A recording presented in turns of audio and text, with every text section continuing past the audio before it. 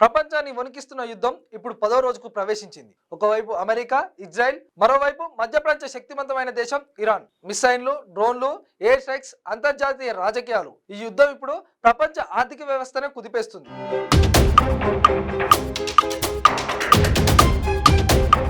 Iran supreme leader మరణం, కొత్త నాయకుడి ఎన్నిక, ఇజ్రాయెల్ పై మిసైన్ల వర్షం, గల్ఫ్ దేశాల్లో కలకలం. ఇవి అన్నీ కలిసి ఈ యుద్ధాన్ని మరింత ప్రమాదకర దశలోకి నెట్టుతున్నాయి. ఈ వీడియోలో యుద్ధం ఎలా ప్రారంభమైంది, 10వ రోజు వరకు ఏమేం జరిగింది, ప్రపంచం ఎటు వెళ్తుంది, అన్నిటినీ పూర్తి వివరంగా తెలుసుకుందాం.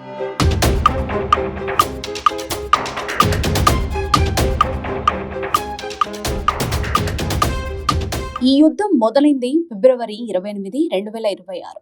ఇజ్రాయెల్ ప్రభుత్వం ఆపరేషన్ లయన్స్ రోర్ అనే ఆపరేషన్ ప్రారంభించింది. 2026 ఫిబ్రవరి 28 ఉదయం టెహ్రాన్ నగరం, ఇరాన్ రాజధాని. ఒక్కసారిగా ఆకాశంలో గర్జించిన యుద్ధ విమానాలు, కొద్ది క్షణాల్లోనే బలమైన పేలుళ్లు. ఇది సాధారణ దాడి కాదు, ఇది ఒక టార్గెట్ ఆపరేషన్. అమెరికా ఇంటెలిజెన్స్ సహకారంతో ఇజ్రాయెల్ చేసిన ఒక భారీ ఎయిర్ స్ట్రైక్. ఆ దాడిలో Iran supreme leader Ayatollah Ali Khamenei మరణించారు. ప్రపంచం షాక్ అయింది. మధ్య ప్రాచ్యంలో యుద్ధానికి నాంది పలికింది. ఇజ్రాయెల్ దాడికి వెంటనే ఇరాన్ ప్రతీకారం తీర్చుకుంది. ఇరాన్ మిలిటరీ మొదటి ప్రతిస్పందన మిసైల్ దాడులు. ఇజ్రాయెల్ నగరాలపై బాలిస్టిక్ మిసైళ్లు, అలారం సైరన్లు, సివిలియన్స్ బంకర్లలోకి పరుగులు. ఇదే సమయంలో ఇరాన్ మిత్ర బలగాలు కూడా రంగంలోకి దిగాయి. హెజ్బుల్లా, ఇరాక్ మిలిషియాలు, గల్ఫ్ ప్రాంతంలోని ప్రో ఇరాన్ గ్రూపులు, అమెరికా మరియు ఇజ్రాయెల్ సైనిక స్థావరాలపై డ్రోన్ దాడులు ప్రారంభమయ్యాయి. మధ్యప్రాచ్యం మొత్తం ఒక యుద్ధ రంగంగా మారింది.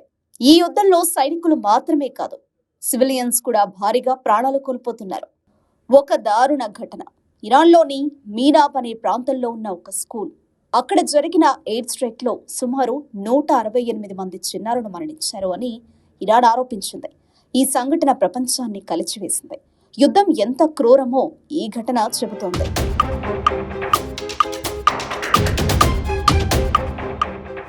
ఖమేనీ మరణంతో ఇరాన్లో పెద్ద రాజకీయ పరిణామం జరిగింది. ఇరాన్లో అత్యున్నత పదవి సుప్రీం లీడర్.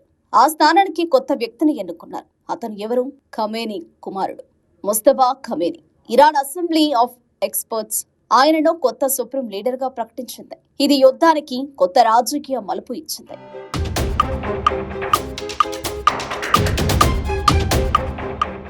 ఇప్పుడు యుద్ధం 10వ రోజు. మరి ప్రస్తుతం పరిస్థితి ఏమిటి?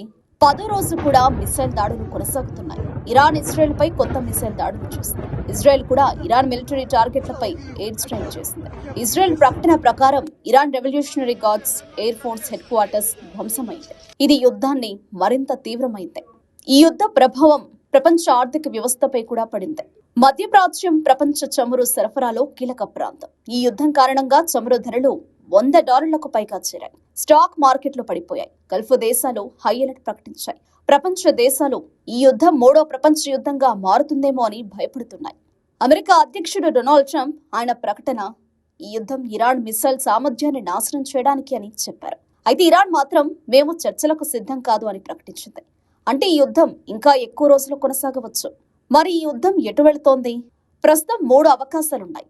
పూర్తి స్థాయి యుద్ధం, అమెరికా గ్రౌండ్ ఇన్వేషన్, అంతర్జాతీయ మధ్యవర్తిత్వం. ఇది ప్రపంచ రాజకీయాలను మార్చే యుద్ధంగా మారే అవకాశం ఉంది.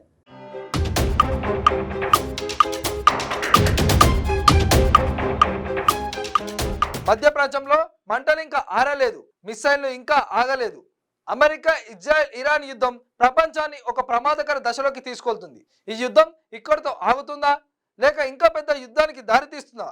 అది తెలుసుకోవడానికి ప్రపంచం మొత్తం ఎదురు చూస్తుంది.